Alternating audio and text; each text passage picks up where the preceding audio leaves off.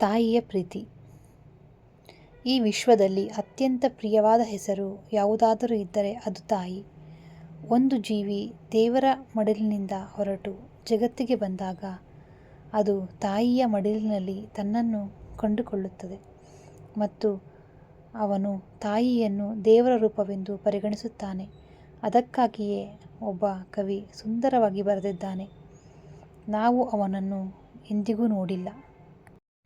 ಓ ತಾಯಿ, ನಿನ್ನ ಮುಖವನ್ನು ಹೊರತುಪಡಿಸಿ ದೇವರ ಮುಖ ಏನಾಗುತ್ತಿತ್ತು? ತಾಯಿ ವಾಸ್ತವವಾಗಿ ಮಗುವಿನ ಮೊದಲ ಶಿಕ್ಷಕಿ. ಮಗುವಿಗೆ ಲೌಕಿಕ ಶಿಕ್ಷಣವನ್ನು ನೀಡುತ್ತಾರೆ. ಶುಚಿತ್ವ, ಶಿಷ್ಟಾಚಾರ, ಸಾಮಾಜಿಕ ಶಿಷ್ಟಾಚಾರವನ್ನು ಕಲಿಸುತ್ತಾರೆ. ತಾಯಿ ತನ್ನ ಎಲ್ಲ ಪ್ರೀತಿಯನ್ನು ಮಗುವಿನ ಮೇಲೆ ಸುರಿಸುತ್ತಾಳೆ ಮತ್ತು ಅವನಿಗೆ ಉತ್ತಮ ಮೌಲ್ಯಗಳನ್ನು ನೀಡುವ ಮೂಲಕ ಅವನನ್ನು ವ್ಯಕ್ತಿತ್ವವುಳ್ಳವನನ್ನಾಗಿ ಉತ್ತಮವಾಗಿ ವರ್ತಿಸುವಂತೆ ಮಾಡುತ್ತಾಳೆ. ತಾಯಿಯ ಪ್ರೀತಿಯನ್ನು ಯಾರೊಂದಿಗೂ ಹೋಲಿಸಲಾಗುವುದಿಲ್ಲ. ಒಬ್ಬ ವ್ಯಕ್ತಿಯೊಂದಿಗೆ, ಯಾವುದೇ ವಸ್ತುವೊಂದಿಗೆ ಅಥವಾ ಯಾವುದೇ ದೇವರು ಅಥವಾ ದೇವತೆಯೊಂದಿಗೆ ಅಲ್ಲ.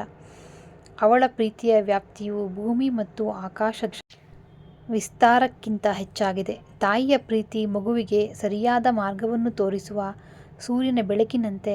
ಅವಳಲ್ಲಿ ಪ್ರೀತಿಯ ಉಷ್ಣತೆ ಇದೆ, ಆದರೆ ಸೂರ್ಯನ ಸುಡುವ ಬೆಂಕಿಯಲ್ಲ. ತಾಯಿಯ ಅಚಲ ನೆರಳು ಚಂದ್ರನ ತಂಪಿನಂತಿದೆ. ಚಂದ್ರನಲ್ಲಿ ಇನ್ನೂ ಒಂದು ದೋಷವಿದೆ, ಆದರೆ ತಾಯಿಯ ಪ್ರೀತಿ ಕಳಂಕವನ್ನು ಮೀರಿದ್ದು, ಏಕೆಂದರೆ ಅವಳ ಪ್ರೀತಿ ನಿಸ್ವಾರ್ಥ.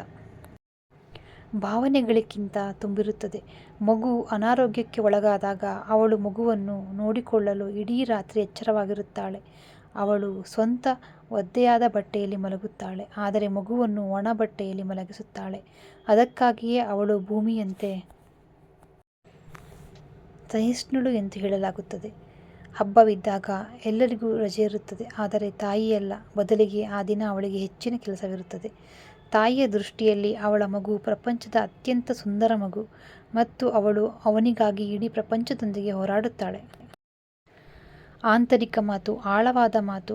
ತಾಯಿಯ ಸ್ಥಾನವನ್ನು ಯಾರೂ ತೆಗೆದುಕೊಳ್ಳಲು ಸಾಧ್ಯವಿಲ್ಲ, ಆದರೆ ತಾಯಿ ಎಲ್ಲರ ಸ್ಥಾನವನ್ನು ಪಡೆಯಬಹುದು.